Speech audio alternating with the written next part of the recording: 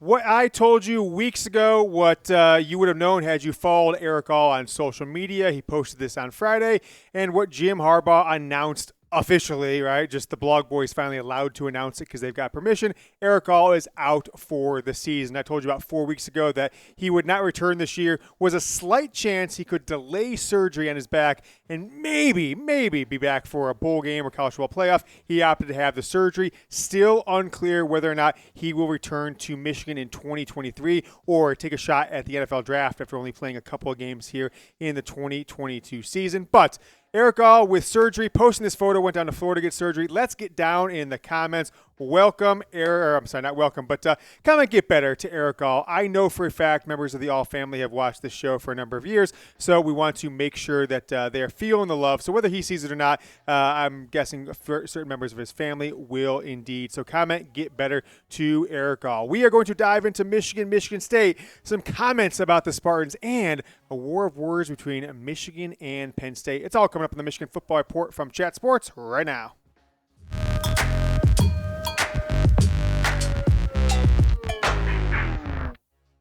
Michigan's favored by 21.5. Their early line was like 23.5. More realistic now has come out. Bettable lines 23.5. 21.5 is the point spread, with 51 being the over/under for Saturday's game. Michigan State under the lights on ABC. I saw my guy Richard, whose Twitter account I'm forgetting at the moment, but been following for a long time, said he's betting the money line on Michigan State at plus 1,200. So either he wins $2,000 on like a $150 bet, or Michigan gets the win. Either way, he should be happy in some regards. So bet as you will on that one if you want to. Michigan and 21.5 point favorite. Jim Harbaugh was at the podium today at his weekly Monday press conference. He said, "Our guys really want to win this. I'm not going to lie to you. I really want to win this." And Harbaugh's called it state championship week for a number of years. That's been echoed by a few Michigan players in the player availability today, that they're playing for championship week. Michigan tweeted out a video earlier today on Monday that Mozzie Smith talking about it's state championship week for Michigan and Michigan State. And we've got a little bit of war of the words, right? Versus Michigan, mostly from the Michigan side at this point, versus the Spartans, and Jim Harbaugh takes quite the shot at James Franklin. Sounds like Harbaugh might be watching this show a little too frequently. But before we dive into all that, let's see what your predictions are for the game Saturday, Michigan State. The Spartans, 2 straight games they have won against Jim Harbaugh's Wolverines. It was a shocker in 2020. When Michigan was favored by 3 scores in that one. And then last year, Michigan went on the road. They were up 16 points in the third quarter and lost the game. So predict the score down in the comments. Michigan State. We'd love to see if any of you guys get an accurate score prediction in this one, with the Wolverines favored by 21.5 points. These comments came out towards the end of last week, but didn't think it was appropriate to really talk too far ahead then. But I'm going to show them to you now. Diamond Edwards, it's a media availability Thursday, Friday. And the most noteworthy quote that he had was, "We're going to win. We're going to win, and we're going to, leave them no mercy kind of deal." That's what we want to do. We want to bring Paul, the Paul Bunyan Trophy. We want to bring Paul back. Diamond Edwards quotes end of last week on the Michigan State game. But Michigan being favorites and losing to Michigan State would not be surprising, wouldn't be even rare, right? Just in the last 5 years, 2017, Michigan was 13.5 point favorites at home, right?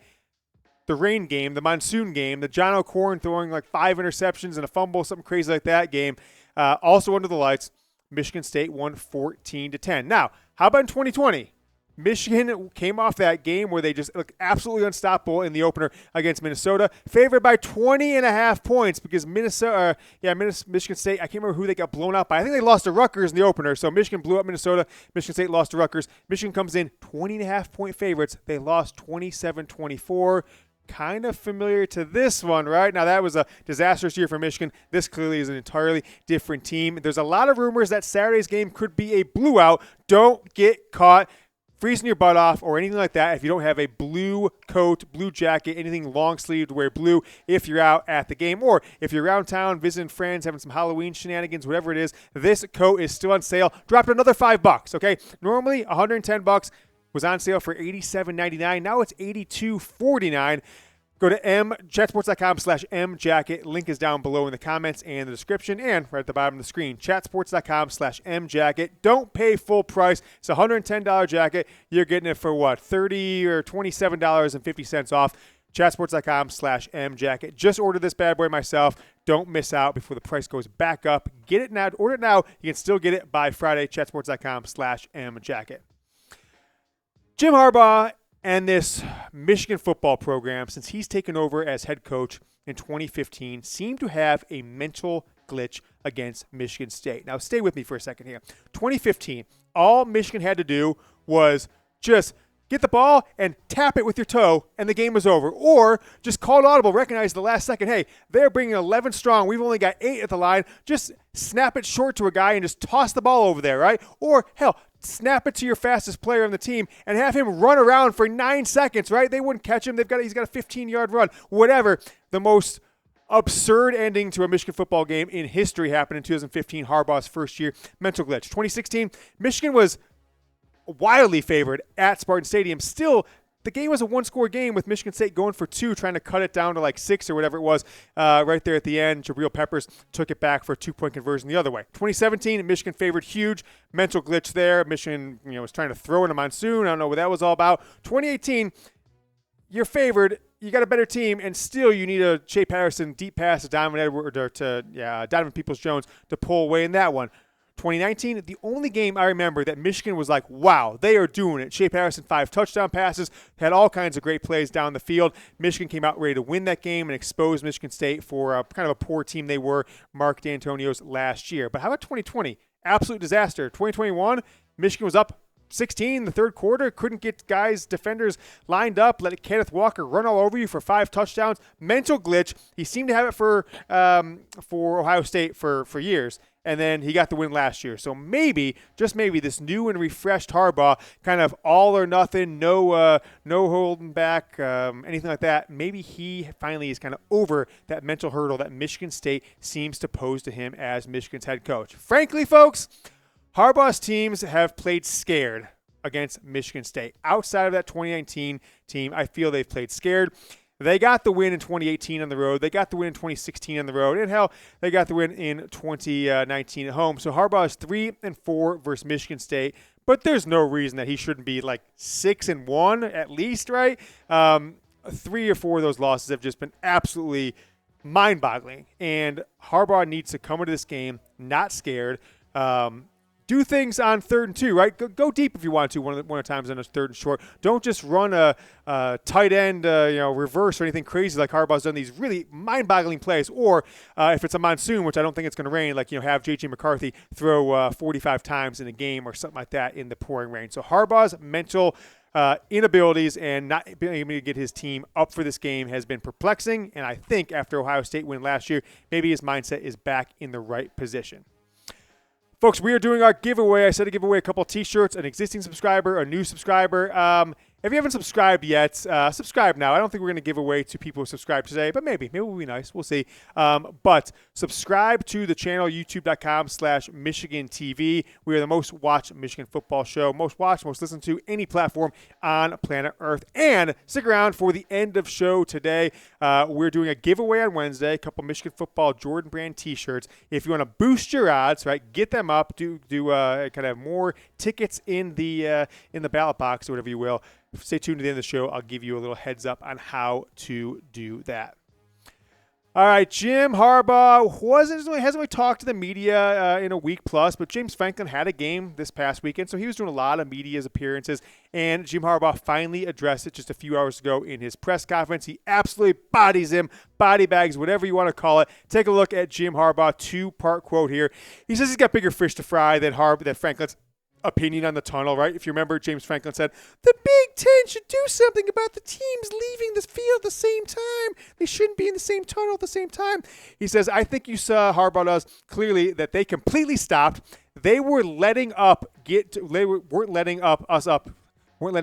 the tunnel. Next Harbaugh quote, finishing it, he says, it just seemed like a sophomore ploy to keep us out of our locker room, and It looked like he, meaning Franklin, was the ringleader of the whole thing. But no, I've got bigger fish to fry than to worry about that kind of whining. Wow, Harbaugh just lays in to Penn State coach James Franklin. This reminds me of old Harbaugh, Stanford Harbaugh calling out Pete Carroll, NFL Harbaugh calling out all kinds of head coaches. Sticks it to James Franklin, calls it sophomoric, calls him out for what he did, and calls him a whiner. Jack, where have you heard someone call James Franklin a whiner in the past week or so? That sounds familiar. Do we have the tape? Go ahead and roll that tape, Jack. Confrontation at half between Penn State and Michigan.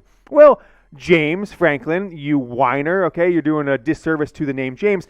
What needs to happen, in my opinion, for you is get your damn team in the locker room and quit having them out there throwing peanut butter and jelly sandwich at Michigan staffers is what we have told has happened. So Franklin, big-time whiner. I don't necessarily think that this is a big deal. I don't think Michigan should change anything they are doing, but James Franklin is now calling for the Big Ten to have some sort of different policy, either different tunnels or have one team have to go in, the other team completely wait outside for 3-4 minutes until the other team is in the locker room, and then switch, referencing the Ohio State game last year at halftime, referencing this Penn State-Michigan kind of mini dust-up before before halftime on Saturday. I mean, look, what Harbaugh said, almost word for word what I said in some regards last week. Now, he didn't have the opportunity to talk to the media because they were on bye week. I did have the ability to talk to you here on the Michigan Football Report. So thanks for watching, Coach. I know you watched for a long time. I know a lot of people inside the Schembecker Hall watch, both to keep a check on me, make sure I'm not doing anything crazy or giving away too much inside information, but also apparently to know what to say to a whiny little baby like Penn State head coach James Franklin. And now I used to think that Brian Kelly was the most whiny coach that Michigan played on any consistent basis. Now he's at LSU. So which of these two coaches is the more annoying head coach? Is it Penn State head coach James Franklin, or is it LSU head coach, former longtime Notre Dame head coach Brian Kelly? Give me a JF if it's James Franklin, a BK if it's Brian Kelly. I'm still saying Brian Kelly for now, but he's kind of in the back burner here. Maybe by next season, I'll be saying James Franklin. Let me know, JF or BK, down in the comments. ESPN's recruiting guy, Tom Van Haren, put this tweet out. He says, as Michigan and Michigan State are set to play this weekend, Michigan running back Blake Corum has had 666 rushing yards. That's the mark of the devil, Jack. That's a bad omen in some regards in his last 4 games. That's the most by a Michigan running back in a 4-game stretch since Michigan running backs head coach Mike Hart in 2004. Take a look at Hart's 4-game stretch. Now, the game after that, this kind of was the first game, Minnesota, all the way down to the final game of this stretch for Hart, mostly in the month of October of the 2004, his true freshman season. He also had another game after that, 150 yards. So really the best 5-game stretch that Michigan's had in a long time, but they specifically were talking about comparing it to Blake Corum's 4-game stretch. What a freshman year Mike Hart had. Single-handedly, I think, jolted that Michigan offense back into some sense of normalcy after the first 2 games when they had absolutely no running game going on in the 2004 season. But we're looking at what we know about Blake Corum. 666 yards in a 4-game stretch, and seeing that Mike Hart put up 224 against Michigan State as a true freshman. How many rushing yards do you think Blake Corum has on Saturday night against the Michigan State Spartans? Let me know down in the comments. I'm going to say 154 yards is what Blake Corum will have on Saturday night, but let me know what you guys think down in the comments. This has been a pretty popular graphic both here and on social media. It's how Blake Corum compares to the last 2 Heisman Trophy running backs. Now, this hasn't been updated because Michigan hasn't played another game in the last week, 8-9 days here. So these are the same ones we've had since coming out of the Penn State game. Mark Ingram, 905 yards. Derrick Henry, 881. And Blake Corum, 901 yards. You see the carries. You see the touchdowns. So looking forward to their 8th game. Here's what those 2 Alabama Heisman Trophy running backs did in their 8th game. Both surprisingly, or maybe just coincidentally, I don't know, against Tennessee. Both games at home, right? Odd years, 2009 for Ingram, 2015 for Henry. Derrick Henry had the big game. 28 carries, 143 yards, 2 touchdowns. Mark Ingram, not as big, right? A yard short of 100, no touchdown. So if Blake Corum, runs for 150 plus, maybe scores a touchdown or two, that's really all he has to do to keep pace. He's already a few touchdowns ahead of Derrick Henry, so maybe even if he doesn't score a touchdown, as long as he gets around 140 yards, folks, he is right with the pace of these Alabama football running backs during their Heisman seasons after a game. So interested to see what comes out of this one on Saturday. If Michigan features Blake Corum like they've been the last 4 games, or mix in Donovan Edwards a little bit more, or potentially go to the air raid like they did with Shea Patterson against Michigan State in 2019. All right, it's the end of the show. If you stuck around, you are one of my favorite people on the entire planet, and I'm giving you an extra opportunity to, tilt the odds in your favor for our T-shirt giveaway coming up on Wednesday. Type me in the comments as many times as you want, and you will get 1 extra entry for every time you comment me on today's video. So go down, comment me down in the comments, and spam a little bit. Don't go too overboard, but put quite a few if you want to stand out to our team. That I'll randomly pick a name from the drawing for a T-shirt giveaway on Wednesday. We will be back with a fresh dose of Michigan football rumors and news on Tuesday. Until then, go Blue.